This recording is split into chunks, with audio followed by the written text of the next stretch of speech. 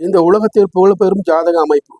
இந்த உலகத்தில் பல துறைகளை சாதித்து கொண்டுதான் இருக்கிறார்கள், பல துறைகளில் முன்னேறி கொண்டுதான் இருக்கிறார்கள். இருந்த போதிலும் அவர்களுடைய ஜாதக அமைப்பு எப்படி இருக்கும் என்பதை பற்றி ஒரு சிறிய கண்ணோட்டம். அதாவது இதை தெரிந்து கொள்வதற்கு பல விதிகள் இருக்கின்றன. இருந்த போதிலும் நாம் இங்கே ஒரு விதியை பார்க்கலாம்.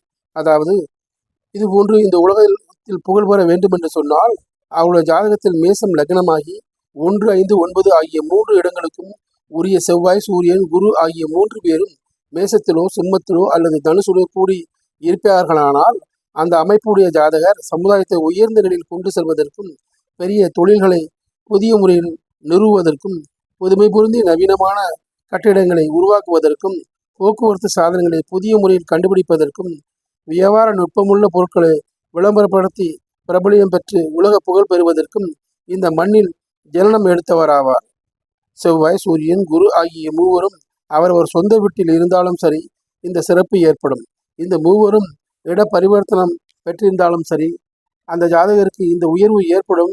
இந்த ஜாதக அமைப்புடையவர்கள் குறிப்பிடத்தக்க செயல்களை சாதனைகளாக செய்வதற்காக இந்த மண்ணில் பிறந்தவர் ஆவார் என்று சொல்லிக்கொண்டு நான் மீண்டும் உங்களை வேறொரு பதிவிலே சந்திக்கின்றேன். நன்றி, வணக்கம்.